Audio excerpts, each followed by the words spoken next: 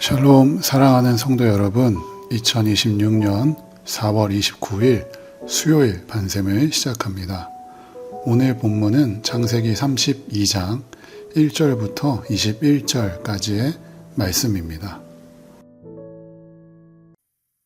제32장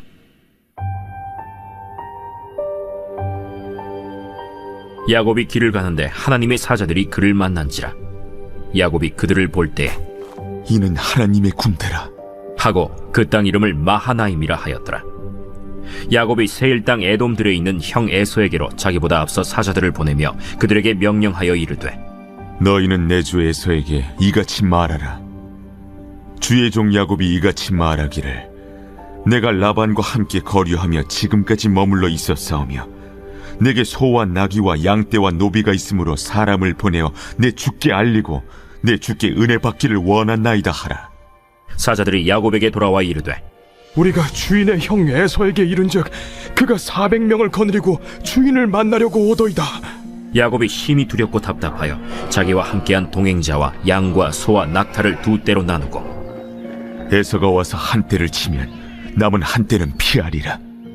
내 조부 아브라함의 하나님, 내 아버지 이삭의 하나님 여호와여, 주께서 전에 내게 명하시기를 내 고향 내 족속에게로 돌아가라.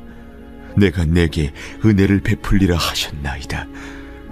나는 주께서 주의 종에게 베푸신 모든 은총과 모든 진실하심을 조금도 감당할 수 없사오나 내가 내 지팡이만 가지고 이 요단을 건넜더니 지금은 두 때나 이루었나이다. 내가 주께 간구하오니 내 형의 손에서 에서의 손에서 나를 건져내시옵소서.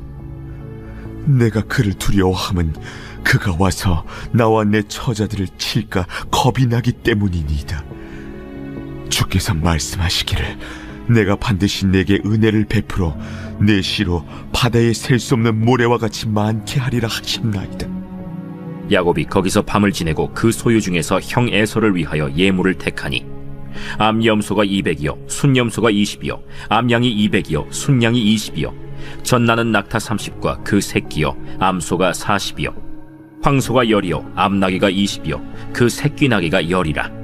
그것을 각각 때로 나누어 종들의 손에 맡기고 그의 종에게 이르되, 나보다 앞서 건너가서 각대로 거리를 두게 하라. 그가 또 앞선 자에게 명령하여 이르되, 내 형 에서가 너를 만나 묻기를 내가 누구의 사람이며 어디로 가느냐, 내 앞에 것은 누구의 것이냐 하거든 대답하기를 주의 종 야곱의 것이요 자기 주 에서에게로 보내는 예물이오며 야곱도 우리 뒤에 있나이다 하라. 그 둘째와 셋째와 각 때를 따라가는 자에게 명령하여 이르되, 너희도 에서를 만나거든 곧 이같이 그에게 말하고, 또 너희는 말하기를 주의 종 야곱이 우리 뒤에 있다 하라. 내가 내 앞에 보내는 예물로 형의 감정을 푼 후에 대면하면 형이 혹시 나를 받아주리라. 그 예물은 그의 앞서 보내고 그는 무리 가운데서 밤을 지내다가, 오늘은 답답하기 그지없을 때라는 제목으로 함께 말씀 나누겠습니다. 야곱이 길을 가다가 자기를 호위하고 있는 하나님의 사자들을 발견하고 그 땅 이름을 마하나임이라 짓습니다. 야곱은 지금까지 혼자라고 생각하며 살았습니다. 남을 속이고 도망치고 계산하며 살아왔습니다. 그러나 하나님은 언제나 야곱과 함께 하셨습니다. 그를 호위하고 계셨습니다. 보이지 않지만 하나님의 군대가 야곱과 동행하고 있었던 것입니다. 우리가 하나님을 붙잡기 전에 이미 하나님은 우리 곁에 와 계시고 나와 함께 하시며 나를 보호하십니다. 하나님이 지금 여러분을 둘러싸고 지키시는 줄로 믿으시기 바랍니다. 그런데 상황이 급박하게 흘러갑니다. 자신의 쌍둥이 형 에서가 400명을 거느리고 온다는 소식을 듣습니다. 야곱은 어떻게 반응했을까요? 7절입니다. 야곱이 심히 두렵고 답답하여 자기와 함께한 동행자와 양과 소와 낙타를 두 떼로 나누고, 에서가 온다는 소식을 듣는 순간 야곱의 마음은 무너집니다. 심히 두렵고 답답해합니다. 그런데 여기서 중요한 사실이 있습니다.